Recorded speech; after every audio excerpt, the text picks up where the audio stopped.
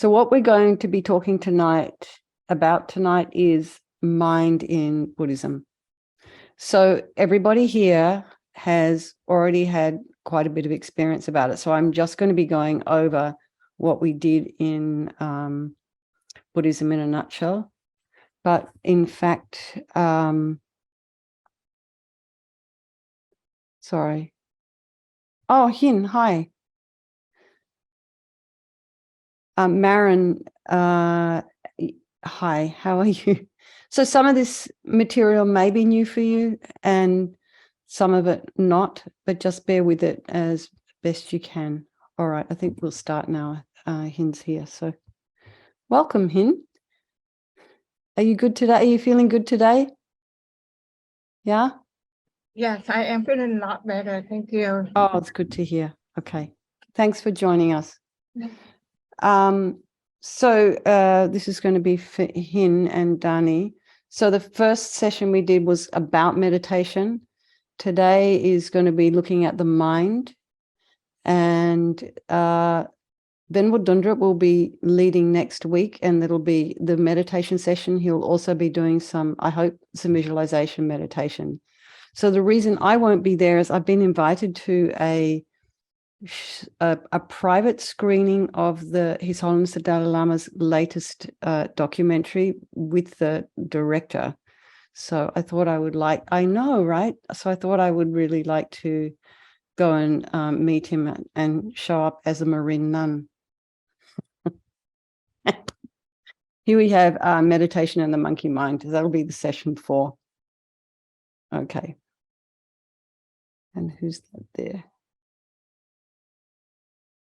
Kodo, Latifa. Kodo, where are you? Me or Kodo? Yeah. Me? Yes. Oh, I'm from there. I was born and raised. I now live in Oakland. Oh, you do? What's your name? Yeah, but I lived almost everywhere in Marin. Oh, hi, Susan. Okay. Hi, Susan. Hi. What's your name? Me? Yeah. Oh, I'm Kodo. Hello. You are Kodo. I go, hi, Yes. Kodo. Everybody, this is Kodo. Kodo, everyone. And we have 3 new people today. Dani and Kodo and Hin. All right. And I'm sorry I was late because I came back from the Tibetan Center with the the Tibetan monks. It was beautiful. Oh, that's great. I'm glad you went. Sorry. I'm glad you joined them. So nice to see everybody. Okay, I want to start too. Oh, okay. Oh, you're from Marin as well. Oh, we're all from Marin. Oh, we're all living in Marin now. Okay. Okay, good. It's beautiful up here right now, I tell you. Okay, everybody. So today's session is about the mind. And so, of course, I'm going to be talking about the mind as it is taught in Buddhism, because this is where we're at. We're in a FPMT center, and this course has been designed by FPMT students. So I'll be following the curriculum, but I do urge you, because we don't have time to go into all the detail of the curriculum, and I want you to get some level of experience and of meditating. I don't want to just be sitting here talking about it. I want you to get an idea of how it is to experience it. And our sessions in the morning and the evening are so short, it doesn't really give us a huge amount of time. So I always feel like I'm rushing, and I feel like I'm rushing you guys. So I feel like I have a lot of space here, which is really nice. So let's just start. And for those of you who haven't done a meditation session with me before, I like to start by checking how we're sitting. And so this is based on, it's usually it's 7 points. Venerable talked this morning about it being 8, but it just depends. And I add a few because posture is really important as well. So the great meditators, they discovered that if they sit with the spine straight, the central channel clear, it just gives a little bit more stability to the mind and allows you to meditate for longer. So if you're sitting correctly, you don't have to move around quite so much. So when when you're at your kind of very more subtle levels of meditation, any slight movement of the body, changing the legs, swallowing, all this kind of thing, it tends to disturb the meditation itself. So you yourself don't want to be disturbing your own meditation. So if you start by sitting correctly, makes life a lot easier. Okay. I wanted to read this quote that's on that starts with this course. So the name of this session is called Mind in Buddhism. And the first thing we're going to look at is mind being clarity and awareness. So I'll explain what that means in Tibetan Buddhism in a minute. But what they say is the mind is the medium through which we are able to know ourselves and others, to know the world around us. Our mind is able to be aware of both internal and external things. Every state of mind that we experience, both positive states and negative states, can be defined by these fundamental qualities of clarity and knowing. So before we get into clarity and knowing, let's just sit. And we'll do a wee meditation on counting. We'll revisit counting the breaths as well before we start on clarity and knowing. So let's just check our posture. So if you are sitting at a desk in front of a computer and your legs are down on the ground, have them in a parallel position. And feet can be supported by a little cushion and knees about a hip's width apart. And your sits bones are raised. This helps to keep the spine straight and to stop you from rounding your back. Hands can be just resting on your knees or in the meditation posture in your lap. Shoulders are aligned with the hips. So now imagine your spine is a string of pearls of light stretching from the base all the way up through the crown of the head and beyond. And if you wish, you can take a nice deep breath. Just relax. And tip your head very slightly forward. So you're just kind of allowing the chin to drop down and you're hinging from the occipital bone at the base of the skull. So we don't want this bowling ball of our head to be pulling ourselves forward. This is very heavy, needs to be in line. So just tipping it, you're hinging it forward. If your neck is constricted in any way, so if you've got your chin up and your head is tipping back, it creates agitation in the mind. So we need to be nice. And if it's too far forward, the chin, you'll just be starting to nod off to sleep. So kind of nice and upright. Eyes, if they were open, they'd be looking down along the length of the nose. And the tip of the tongue is on the roof of the mouth. And just relax your jaw. Now bring your awareness to the crown of the head and relax your scalp, and the forehead, the eyes, and your nose, and cheeks, mouth, jaw. Go to the back of the head and relax the scalp there. Just release any tension there.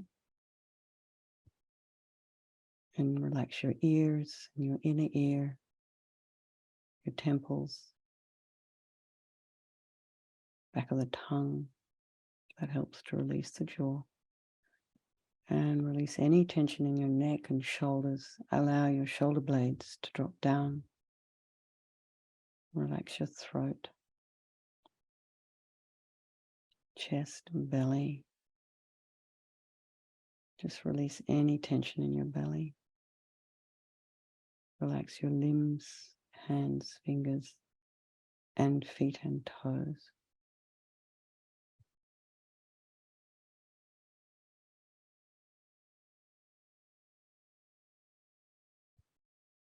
Take a nice deep breath and just try and make sure you haven't slumped. Just keep the energy sort of stretching upwards. You're not forcing this, it's just relaxed.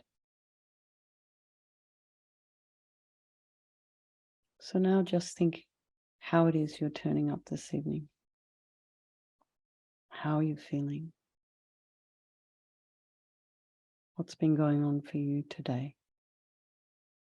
And however it is that you are, whatever it is you're showing up with tonight, just remember it's all okay. It's just where you're at right now. So just relax.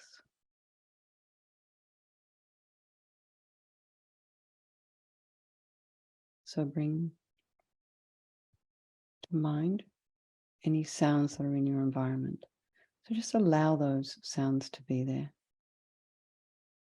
Try not to investigate or follow them with your mind. And then notice what thoughts are arising.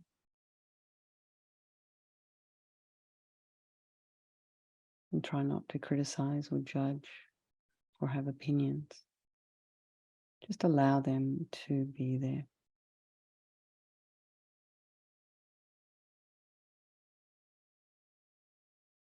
Take a nice deep breath. And as we talked last week, we think about a motivation, like why are you here? What brought you here tonight? Are you curious? You wanted to learn a little bit more about meditation? You want to go deeper into your practice? Or you just thought it might be kind of a good idea? And again, it doesn't matter what the motivation is for you, but now we think about, because this is a Mahayana practice, think perhaps one step further. Maybe I could do this meditation session to sort of help enhance my own spiritual practice, and perhaps maybe that will help me to be a little bit more aware of those around me and maybe help them a bit more as well. So that would be more like a Mahayana Buddhist motivation. So we think we do this practice for ourselves and for all sentient beings.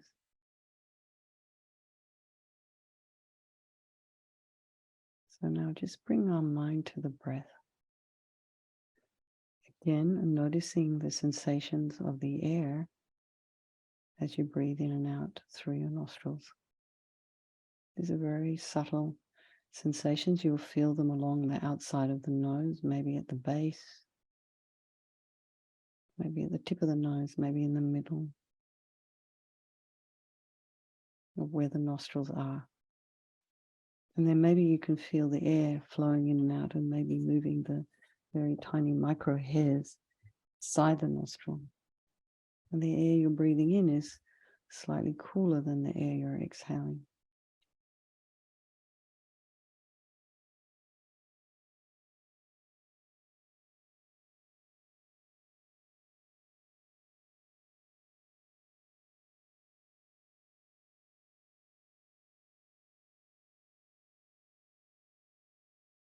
So we'll just do this for 2 or 3 minutes.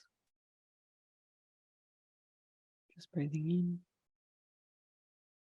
and breathing out. And try and keep the mind focused on the breath, the sensations at the nostrils.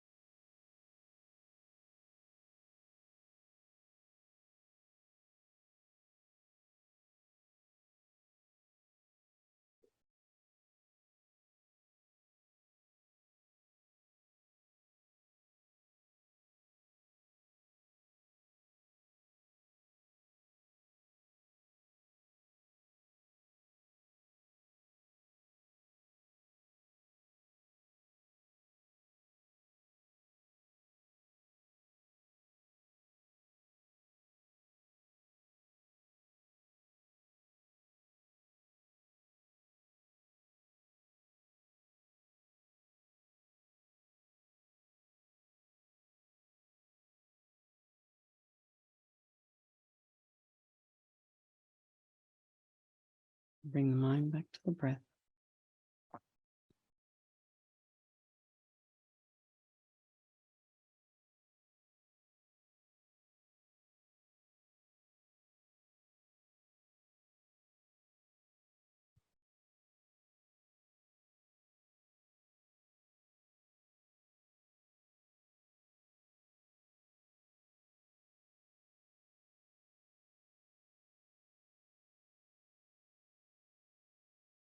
So now we'll revisit the counting meditation we did last week. This is also a way to help develop single point of concentration. So with each inhale and exhale, you count 1. So you can count yourself 1, inhale, exhale, 2,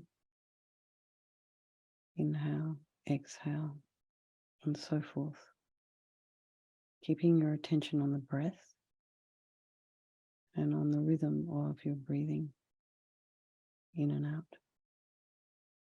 So try not to control your breathing in any way. Just let the breath come in and out naturally. And maintain your focus on the counting, on your breathing as you're counting. And if you can, try to get up to 10. So if somewhere along the way you find you've become distracted, and we have to be a little bit honest with ourselves here. It's like I've got to 2 and then I've started thinking about dinner. We have to start again. So if you've got to 2 and started thinking about dinner, go back to 1.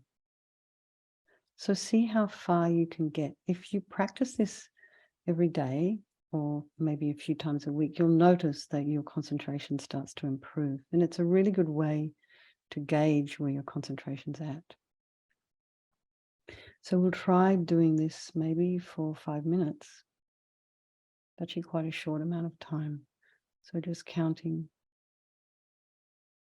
1, in-breath, out-breath, 2, in-breath, out-breath, and so on.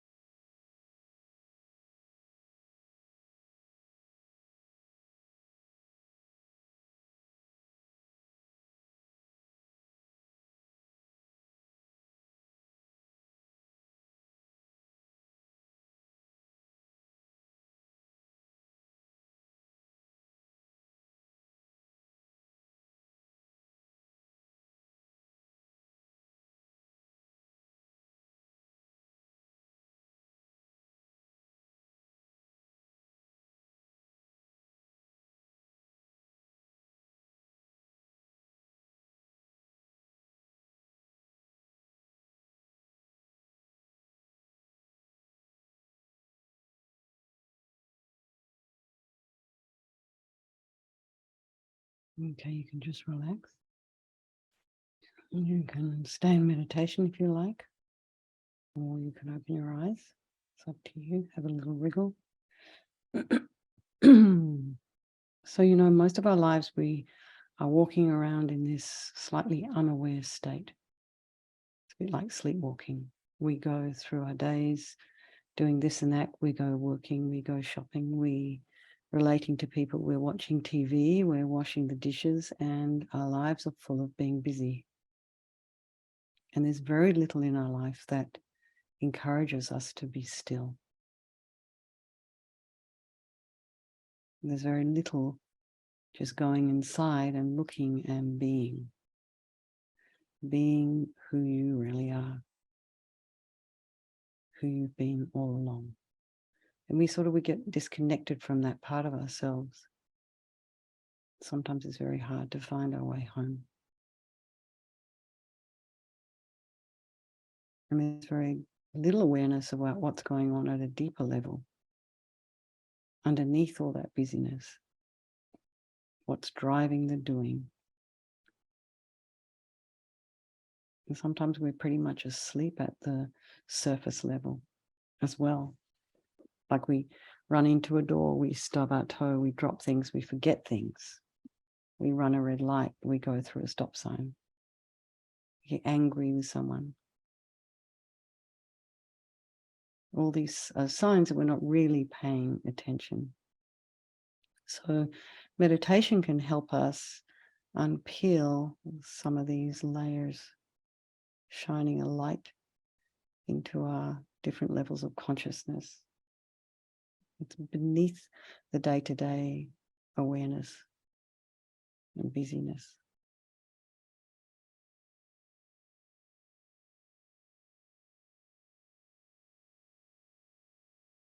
So we're kind of going to places that might be a little bit scary, or they might be revealing. There might be something there that's very, very precious that we've not seen before. And so we come to uncover these different levels. We become aware of the deepest, fundamental, most profound parts of our minds. And this is where transformation can take place.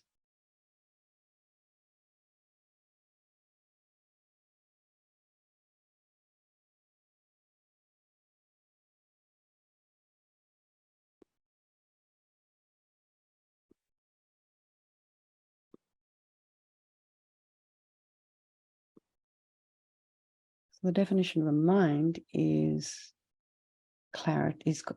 The mind is really consciousness in Tibetan Buddhism. And they call it mere clarity and awareness.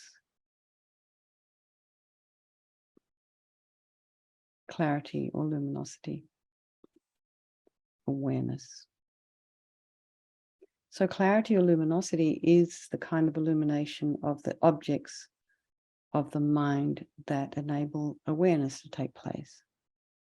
Awareness, on the other hand, is knowing the object, holding or grasping the object, engaging the object.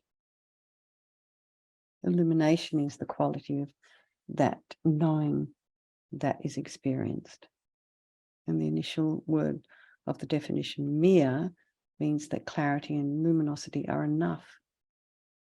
Nothing else needs to be present. Nothing else needs to be going on for there to be mind. All this other stuff is extra. Anger, anxiety, depression. That's not who you really are.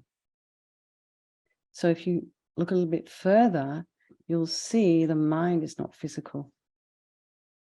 It's neither form nor color, and it is not the brain. It does have a very close, intimate relationship with the brain and the nervous system, the sense organs. The mind depends on the brain, the nervous system, but it's not the brain.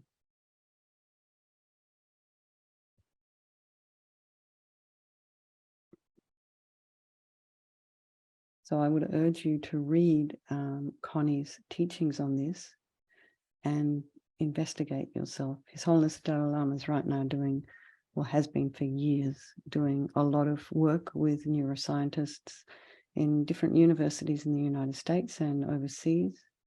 And they're starting to form a little bit more of an understanding about what the mind actually is.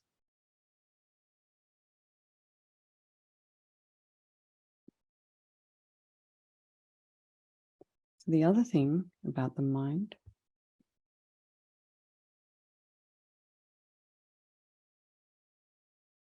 mind is vast and clear with no boundaries and no obstructions. And we're going to do a meditation, but we're not there yet. So I'm just going to get out of here.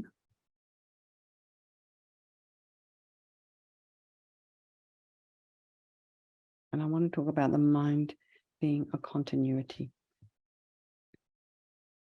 Has anyone ever heard about the mind being a continuity? Do you know what that is? Continuity of consciousness. Some of you have heard about it. So it was really interesting. I was leading some meditations for our monastery in Nepal. And we had come onto the section of the mind and continuity of consciousness. And there was he was like a neuroscientist or something, and he would come to the class, sit right down the front, pay attention the whole time through, always looking up like this, had his girlfriend next to him, is always writing notes. And one day they asked to see me in the cafe, so I went with them. And he said so sincerely and so politely, you know, I just want to let you know that your kind of experience as a psychologist, I think you're brainwashing us into believing that the mind is beginningless. And I felt awful because that someone would think that I would be doing that. So it is and then I went to ask one of the people that I was working with there, one of my bosses, right? There's this beautiful nun there called Annie Fran. Some of you may know her. She got such a big heart. Anyway, I said, why would anyone think that it's just the beginning of the teachings? And she said, no, it's like the most difficult topic for people to understand. So if you're not quite getting this, because it also involves an understanding or an appreciation of karma and reincarnation, don't worry. So just take on board as much as works for you at this particular time. So if it's not working for you, chuck it out, but at least take it on as maybe something to consider, like some kind of experiment. So what would the world look like if this were how it does happen? So they say that the mind is like a stream or a flow.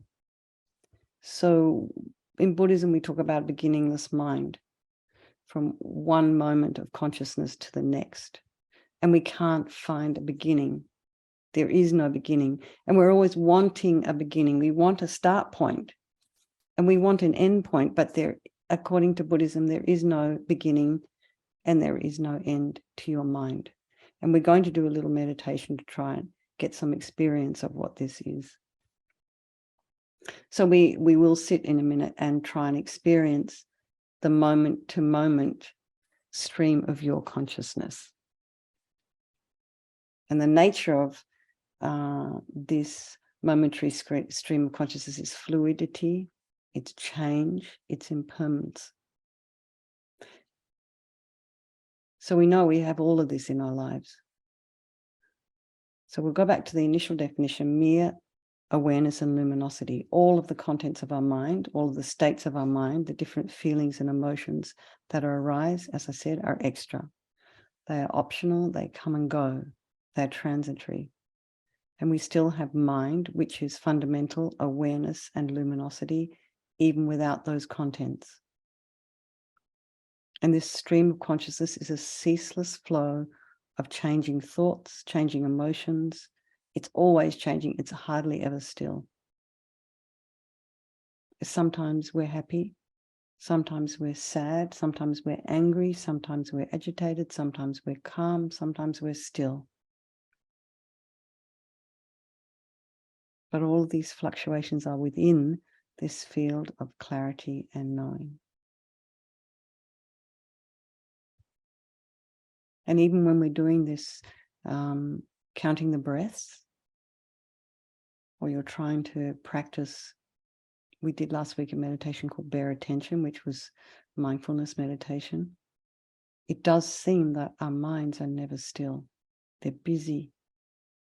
And all of these contents and thoughts and emotions and images and past and future, are they like a chaotic stream to you?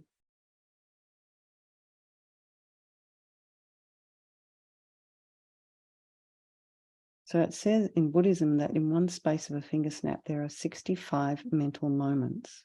That's a lot of mental moments going on continuously. So in each of these moments, something's happening in the mind, something's arising. And how much of that are we actually aware of? We're lucky if we are aware of even one thought over several seconds. And this is where I think we get into trouble, because we're not aware of what's going on in the mind. And one day we wake up and we can't get out of bed, or we're angry and we don't know what happened because we weren't paying attention to what the thoughts that were arising. Maybe negative self-talk, maybe anger. I mean, we wouldn't drive our car that way.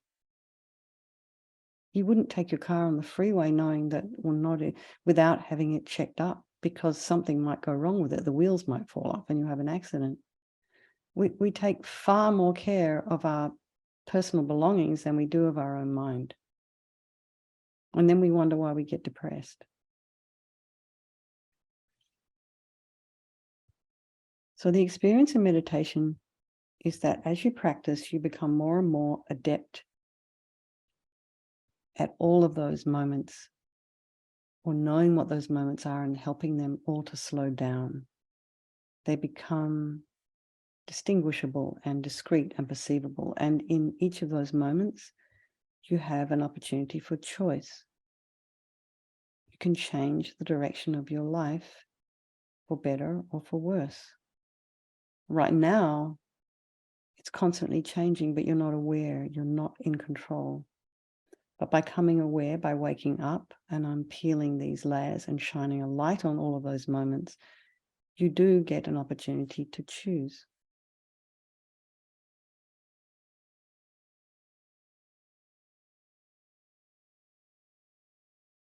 So each moment is dependent upon and arises from the previous moment. That's why we have a flow, a stream. One moment leads to the next, which leads to the next. A mind is not physical, it's not the body. So the cause of a mind is not in the body. It's not the brain. It's not the chemicals. It's not the nervous system. It's not your parents. It's not God. It's not Buddha. The body has physical causes. Two human beings come together, a sperm and ovum meet. This gives rise to a human body. However, consciousness, which is mere clarity and awareness, can only arise from a similar non-physical cause. The core cause of each moment of consciousness, each of our thoughts, emotions, projections, is the mind moment that went before. Mind causes mind.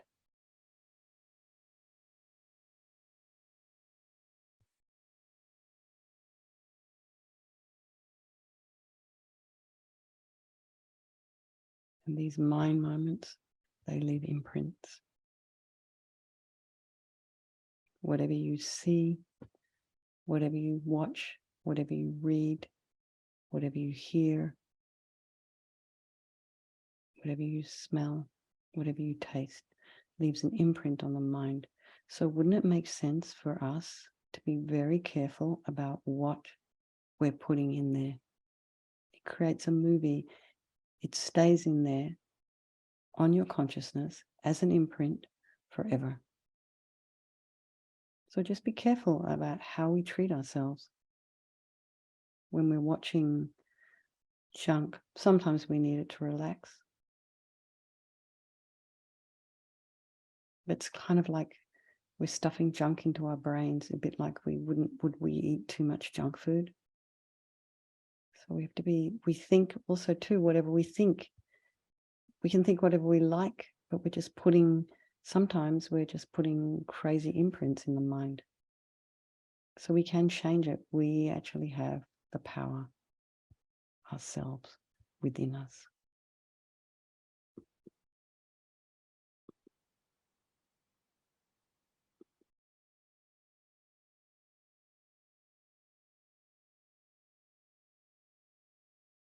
So we're going to do a meditation now. Our mind is like the sky and the ocean.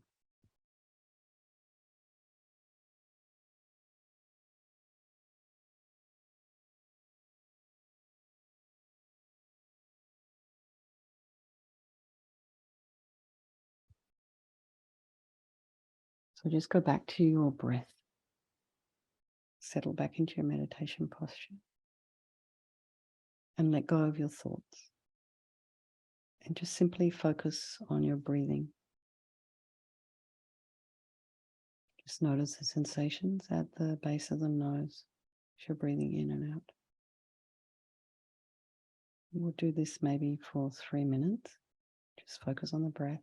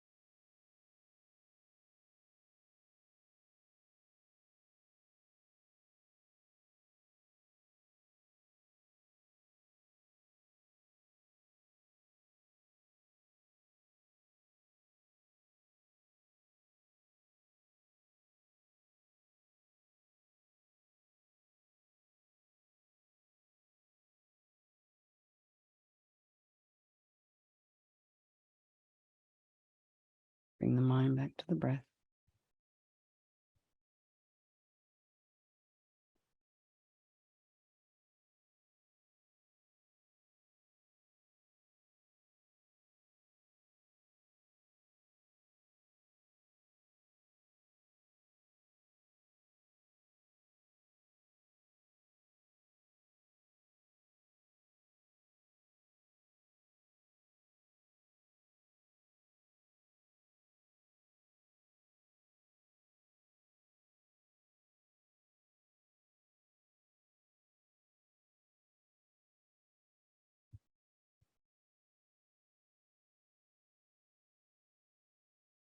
Now very gently loosen your concentration just slightly from your breath in order to be able to watch your mind.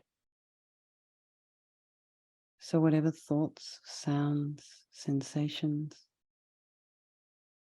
whatever's entering your field of awareness, just observe it without engaging and without reacting, without judging. And expand your mind so your field of awareness is vast, spacious, calm, silent, still, clear, luminous like the sky. So if any thoughts arise, think of them as clouds and simply observe them as they arise. They change with the wind. They pass.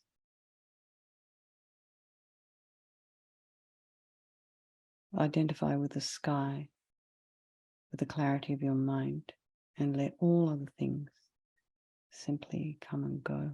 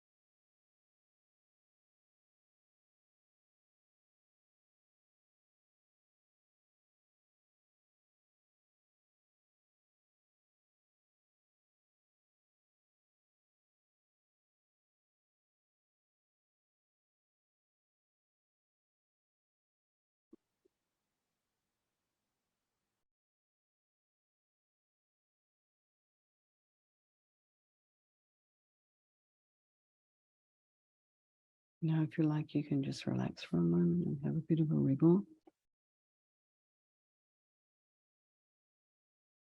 And just bring the mind back to the breath and focus again on the sensation of the air as you're inhaling and exhaling. So just get yourself situated again. And if you're getting tired, try to hold your own self up. Try not to lean back into the chair unless you're kind of injured or unwell. So try and hold ourselves up. Bring the mind back to the breath.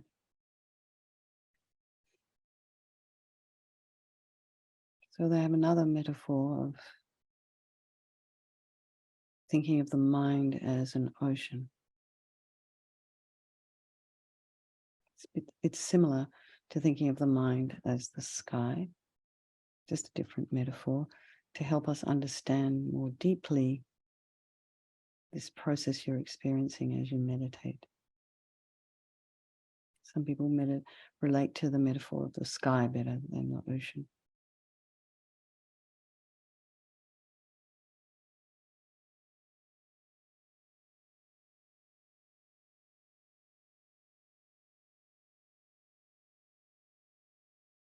So just imagine the ocean.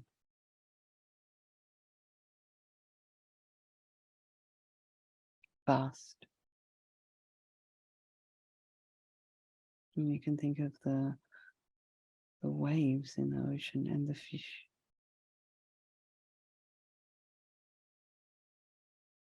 At the surface of the ocean, it's kind of turbulent.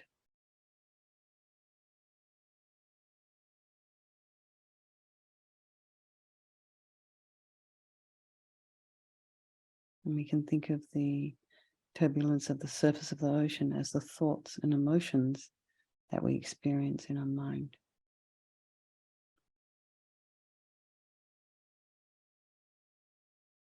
And as we go to the depths of the ocean, we're going to the depths of our fundamental mind, our consciousness. That is merely clear and knowing. It's peaceful and vast.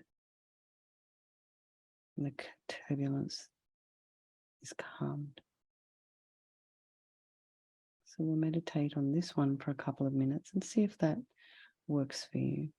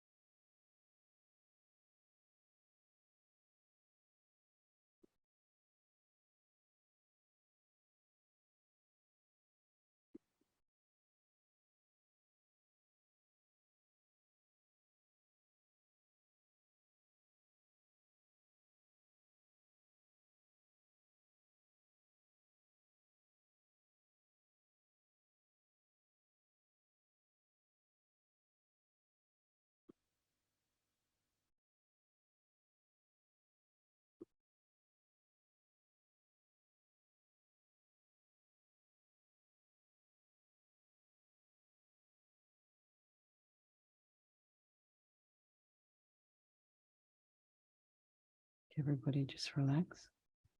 So before we go on, I want to ask if anyone has any questions or if there's anything anybody would like to share. Or would you just like to keep meditating?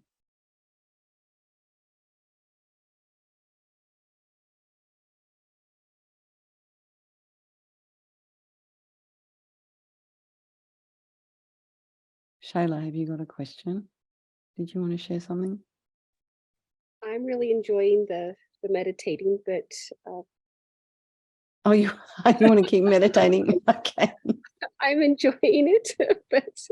but you know, meditation is very important. So I'm here to learn. So whatever everybody needs to do. Okay, I just wanted to see if anyone has any questions. It's a good time to ask now. Otherwise, I'm going to keep going. And the next meditation we're going to do is begin to try and give us an experience of a beginningless mind. So, but first, I wanted to share this slide with you all.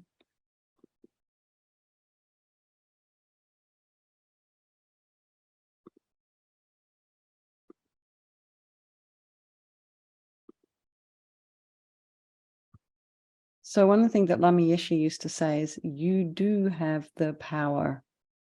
So I think exactly. I think we all think that we're under the influence of, and it's not possible to escape all of our various problems. But once we start to get on top of what's going on in the mind, once we start to meditate and go inside, we start to realize that we actually have choices. It's up to us whether we want to act on an angry thought or whether we would like to perhaps think, oh, maybe this is kind of unreasonable and maybe I should just keep my mouth shut. And maybe I should just work it out myself. Or maybe I go and talk to a friend who will help me sort through this before I actually act on it. So our mind is the source of everything in our life. Everything. So what is the source of your happiness? You don't have to talk about it. You can just think for a moment. Just what makes you happy? And we'll probably find that if we think, oh, that new iPhone 14 Pro that we're wanting to get is going to make me happy for probably about 5 minutes. And then we scratch it or drop it, or the iPhone 15 is about to come out and all of a sudden iPhone 14 doesn't look as kind of good as it did before.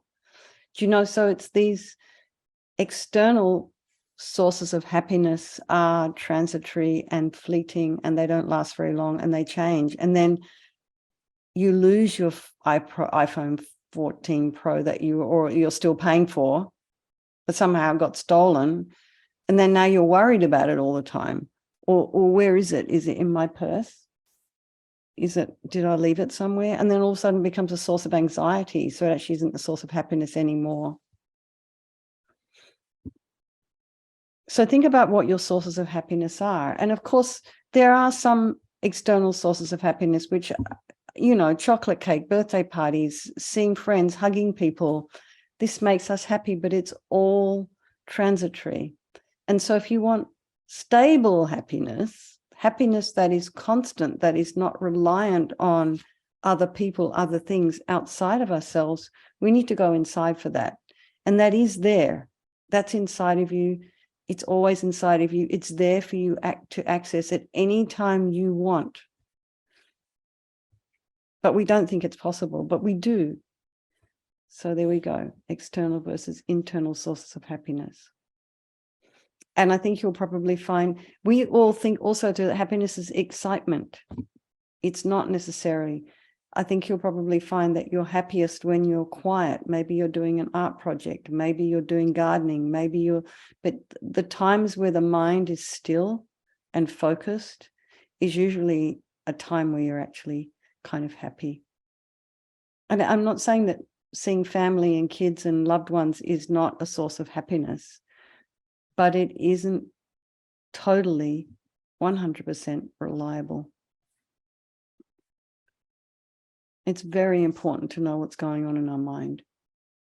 this is the most important thing that we can do for ourselves, because at the time of our death, we want to make sure that our mind is still and peaceful and happy and quiet. And if we don't know what's going on in our mind at the time of our death, which is very important in Buddhism, there's going to be a lot coming up, a lot arising in our mind that might be disturbing. So it's really good to get on top of what's going on inside our mind before we get to a point where we either don't have the energy to deal with it or it overwhelms us. So it's good to know what's going on in our mind, and meditation can help us with that. And there we are. That's the last slide I'm going to give you tonight. So let's get on to our beginningless mind meditation.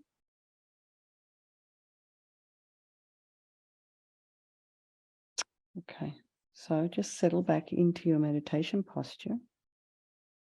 Some of you have done this meditation with me before. It's from Discovering Buddhism,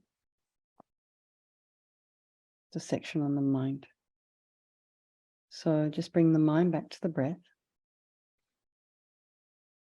and just check the flow of the air as you're inhaling and exhaling.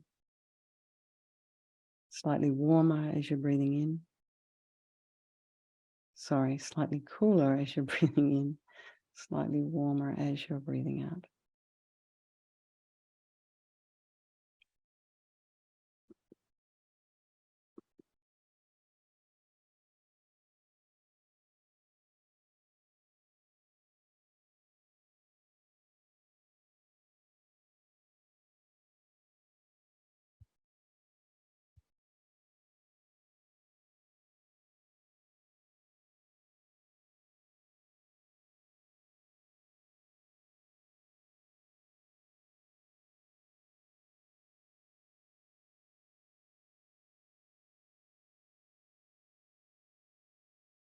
So now begin to watch the activity in the mind, the flow of thoughts, emotions, sensations, judgments, projections, expectations.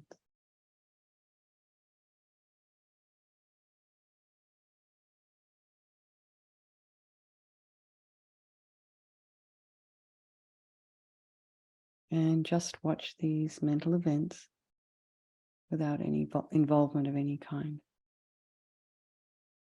No criticism, no attraction, no rejection. Just watch what's going on.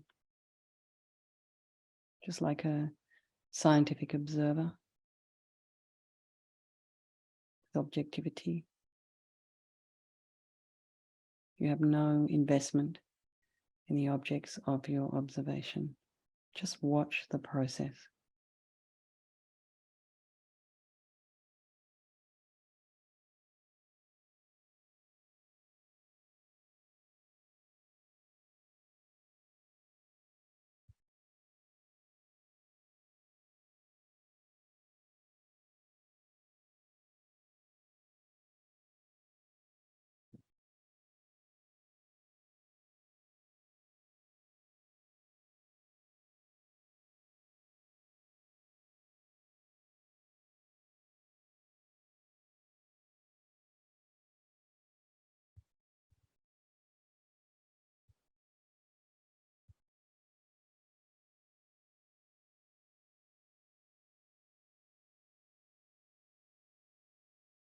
So after a moment or two, just catch one of these mind moments.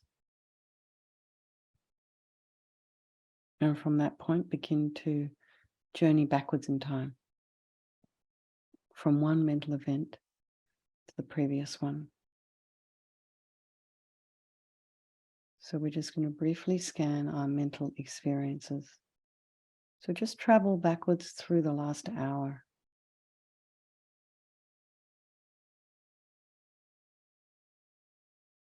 Through our session. We've been going for about an hour now. What do you remember from our session? What thoughts were arising? What feelings were arising?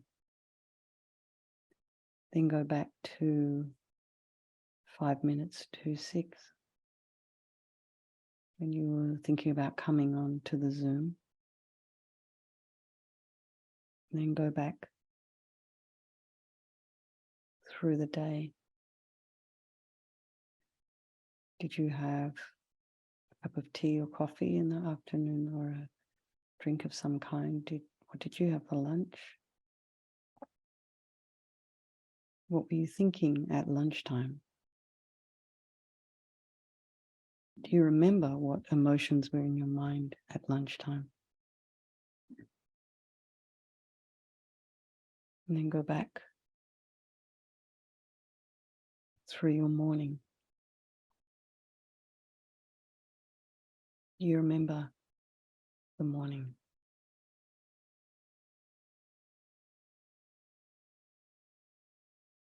What did you have for breakfast?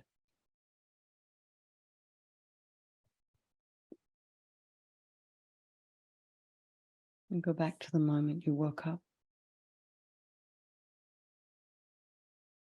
Is there a relationship between one moment and the previous one, or the one before that?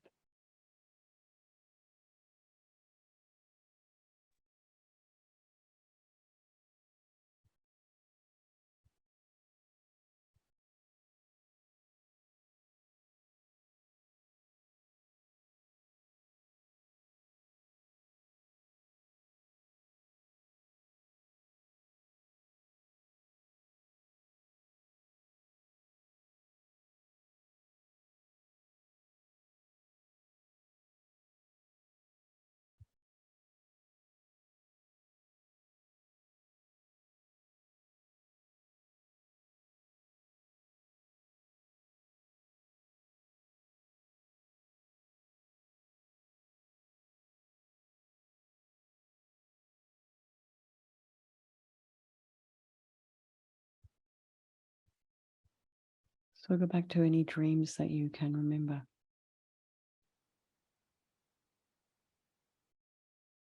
Go back to the night before, to the thoughts that you had as you went to sleep. Are there any connections or relationships between these mental events?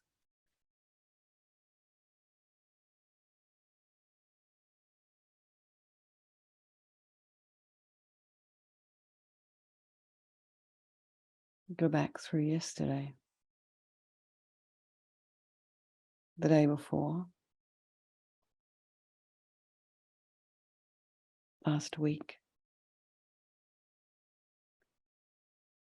last month,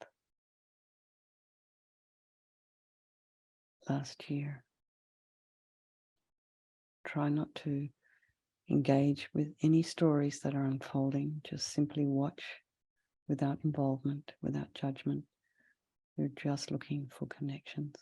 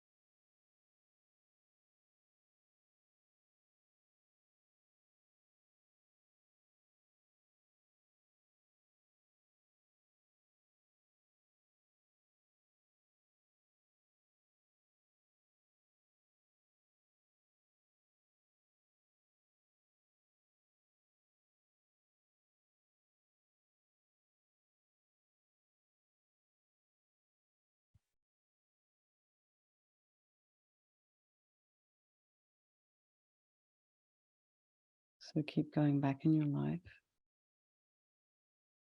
watching the mental events of your youth, your childhood, your infancy, perhaps even your birth. So if anything should arise during these remembrances, if it's difficult, this is not the purpose of the meditation to be digging into our psychology. We're just looking for connections. So if anything does arise, you do remember something, you can just put it to one side and just promise yourself you will look at that later.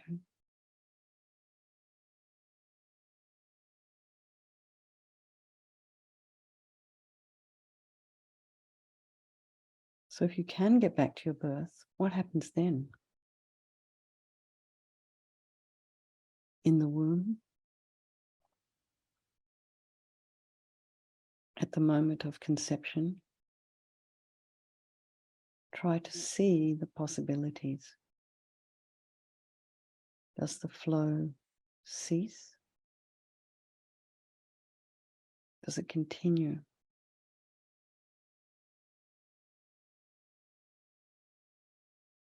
So relax and let each mental event arise in its own time and observe the process at work.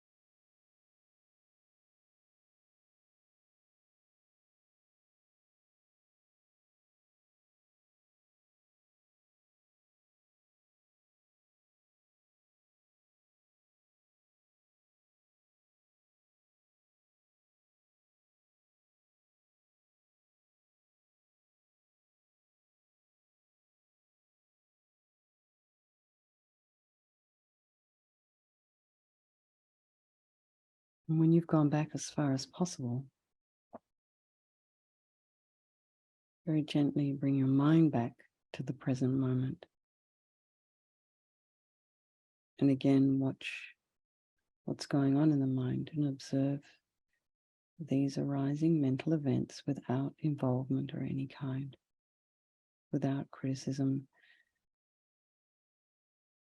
without grasping, without rejection, just looking for connections.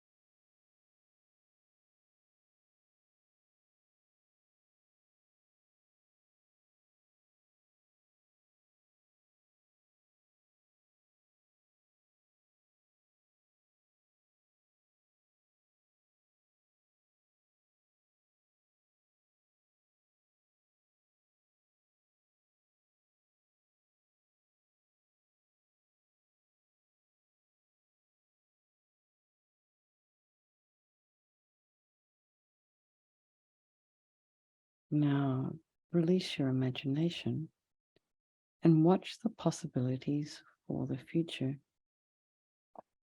Your mind flowing out into the rest of this evening,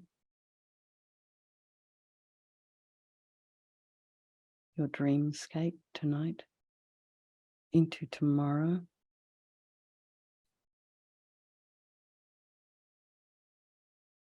the weekend,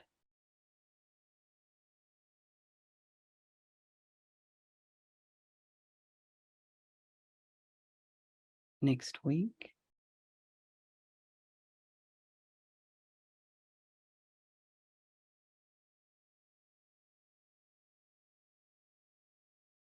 next month.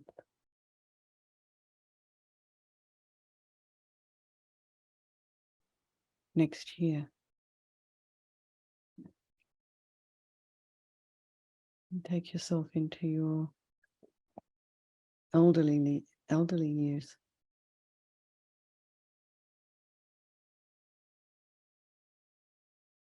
And maybe you come to the point where this life finishes. And what are the possibilities for you at this point? Does this flow, this continuity of consciousness, does it cease? Does it continue? Does it change?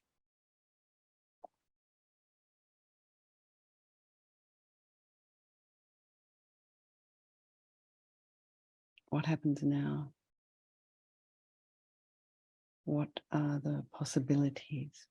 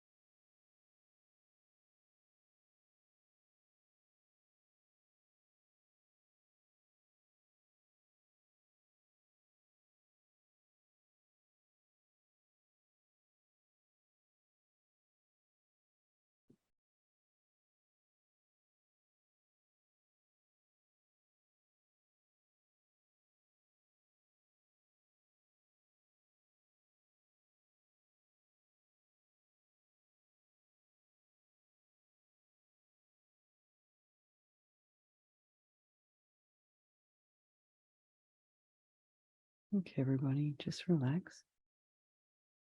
And I'm wondering if we've got 15 minutes left. Would you like to do another meditation, or has anybody got something that they would like to share or ask? I've got a question about the mind. Okay, I'll try and answer it the best I Might can. be, might be exactly the kind of question you were trying to forestall earlier in the session. But, All right, about the beginningless mind. well, not the beginningless part specifically, but I was thinking about how I have, if you had asked me an hour ago what what is the mind? I think I would have said the mind is the activity of the brain.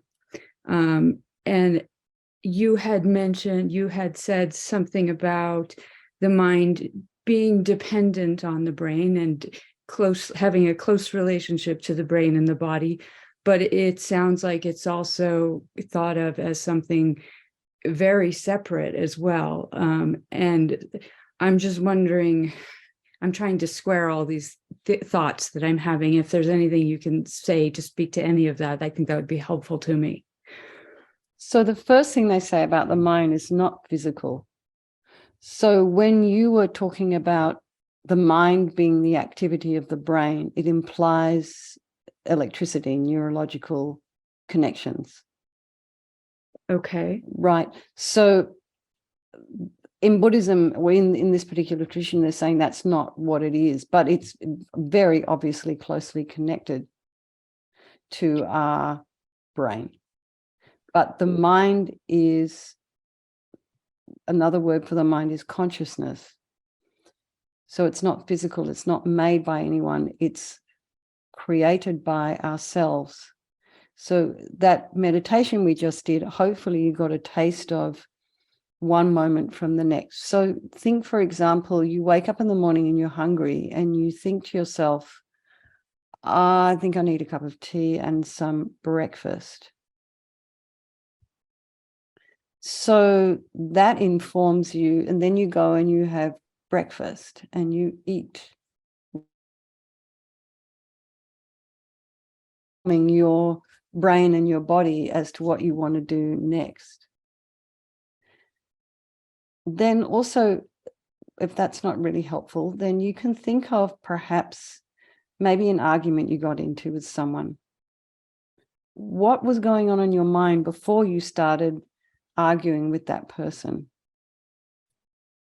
Perhaps if you had backtracked a little bit and changed the thoughts, could you have maybe avoided that argument? So can you see how one thought leads to the next, which leads to the next, which might lead to some kind of action? So say someone will have a feeling about, say some politician has this idea that, because you can see this happening on the news, right? The way things explode, the way wars start. Someone makes one little comment about something, or some little political action happens, and then all of a sudden we have a couple of countries fighting with each other, and then all these other people get involved. But it started with some tiny little thought in somebody's mind. Can you see the relationship between one thought and the next thought, and then maybe how that evolves into some kind of action? Also, maybe you have a lot of love in your heart for a child or a family member or a friend, and then you want to hug them. And there's kind of like this, you don't go hugging people you don't like generally. So there's this kind of this thought in your mind of love and appreciation and kindness towards a person and wanting to show them that you care about them, so you hug them. I think, are you saying the idea of the mind is the activity of the brain kind of conceives of the brain as coming first and then the mind is the result, but these examples you're giving are of sort of the mind coming first and then acting on the body or on the brain? Is that what you mean? And it's also kind of in Buddhism and in this particular tradition that we're kind of saying, we are creating ourselves moment by moment with what we are thinking. So yes, what's going on in your mind is determining how you end up. You know, they say also some angry people, they just look horrible. Their face looks horrible. Happy, peaceful people look kind of nice, beautiful, even though they may not have the traditionally beautiful facial structure. You see there's beauty in their face, and that's coming from inside. That's not coming from having operations to, kind of pull open the eyes and lift the skin. because sometimes that ends up looking kind of ugly. It's also really hard to kind of get this one. It's not easy. I mean, I don't even know why they have it at the beginning of the teachings, because it's really kind of advanced to start thinking about, because you have to also, it also implies reincarnation, but at some kind of an understanding or an appreciation of maybe that there was another life in which you were living. So your consciousness is something that you create yourself moment to moment, and it just goes on like a river. It's just like a river that doesn't start and doesn't end. There is no beginning. It's really hard to get. I do appreciate it, and I appreciate your questions, because I think also too, it's just something we got to keep thinking about. And I think about it quite frequently and all the time. But what I've decided to come down to is to think about what's going on in my mind right now, because sometimes this other stuff's too vast. It's too big to kind of deal with. And it, makes us a bit crazy. And then some things in Buddhism, which, although they say don't take it at face value, sometimes you have to have a certain amount of just for a moment, okay, let's imagine as an experiment, if this were true, how does it impact me? And then just leave it to one side, just as an experiment. Just say, okay, so maybe that is the way it is, that your mind, your consciousness is just a river of mental moments. But what we do have control of moment to moment is what's going on in your mind. Every single thought that comes up in your mind is something that you have personally, that you have control over. And a lot of us don't even appreciate or think that that is the case.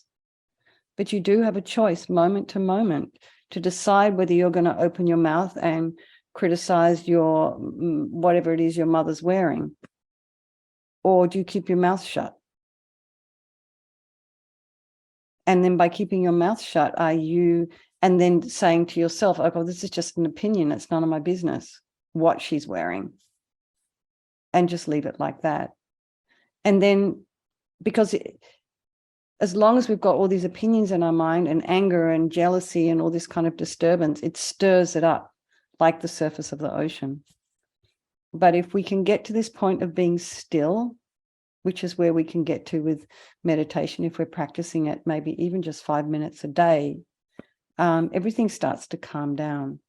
And then as I was saying earlier, you start to see what's arising, which is really important. I think this is the most important work we can do for ourselves, is just to see what's going on inside our head and know when to say the thing that's going to be helpful to someone.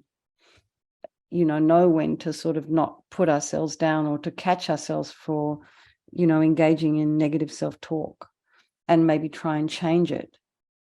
Maybe encourage ourselves occasionally and say, oh, it's going to be okay. It doesn't matter. Oh, well, never mind. You lost that thing. It doesn't matter. We can always get another one, rather than giving ourselves a hard time. So I think that's the important work, particularly at this kind of the level that we're at right now. But yeah. Does any of that make sense to you? Some of it, yes. Okay. Certainly these parts you were talking about right here at the end, in terms of like just sort of the practical relevance of it in terms of what I'm trying to do now in terms of learning how to meditate. I feel like that's good enough for now. That's helpful. Exactly. I'm going to let it be good enough for now. Yeah. So thank you. Exactly. And I would encourage you, if you get a moment, to read the materials, because there's more information in there that might be a little bit more helpful, or it might even make you more confused. But Okay.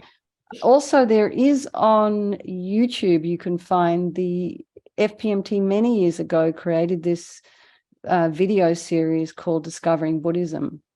And the first one is on the mind, and it's really quite sweet. And there's lots of different teachers there giving teachings on the mind, and it's very simple. It's quite beautiful to watch, and even though it was made in the 90s or early 2000s, it still seems quite nice to look at. Of course, all the teachers in there now are a lot older, but anyway, it's a good start.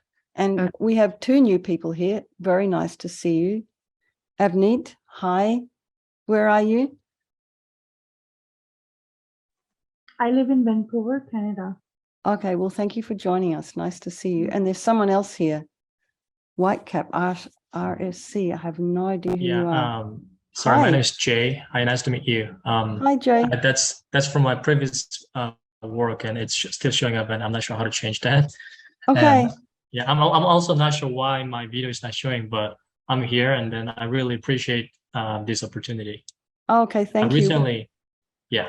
Sorry, go on. Well, we're finishing in about 3 minutes, so I'm so sorry yeah. you've missed quite a bit. But I'm sorry, what were you going to say? No, I recently discovered the power of meditation, and I think it really helps me a lot. That's great to hear. Yeah, no, and it's pretty powerful once we can go inside and become still.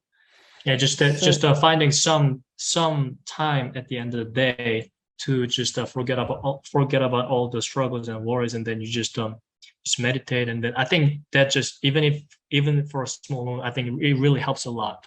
That's great. Thank you. Yeah. Thank you for sharing that. Okay. So I think for the last 3 minutes before we finish, let's just do, we haven't got time for our 9-round breathing, but I will do that with you before the end of the course. And for everybody that's here, we do a purification practice in about another half hour. So you're all very welcome to join if you wish. It's a little bit more advanced than what we're doing now, and we're using some mantra. But it's a purification practice. And then tomorrow morning, we're going to repeat some of the meditations that we've done today in our morning meditation, which will be 7 a.m. Is it 7 a.m. Mountain time, 6 a.m. California time. So that's me and him, and other Marin people are here as well. So yeah. Coda. Oh, Dani. Okay. All right, everyone. So let's just do, it's now 7:28. Let's just do, anyway, 3 minutes of single pointed concentration meditation, and then we'll do a brief dedication. So tonight after the teaching, if you're, try to have something warm to drink. Keep yourselves warm. If you are in a cold area, hug your cat, as someone's already doing. Have some nice hot water before you go to bed, or a chamomile tea, and maybe try, after all this meditation and stillness, try and stay away from Netflix and the news just for this evening, and just go to bed early, and maybe wake up tomorrow morning, and before you kind of start running around and getting busy, do 5 minutes of just single pointed concentration. Have some hot water before you get moving around. But let's all stay away from the Netflix tonight after we go to bed, or before we go to bed. I mean, my favorite thing to do is to lie in bed and watch stuff. So I'm gonna not do that tonight. Okay, now it's okay. I'm gonna take it over, Mary, if that's all right. Just because let's give us 3 minutes of meditation. So let's just settle back into our meditation posture. Close your eyes, bring your mind back to the breath, and just notice the sensation of the air as you're inhaling and exhaling.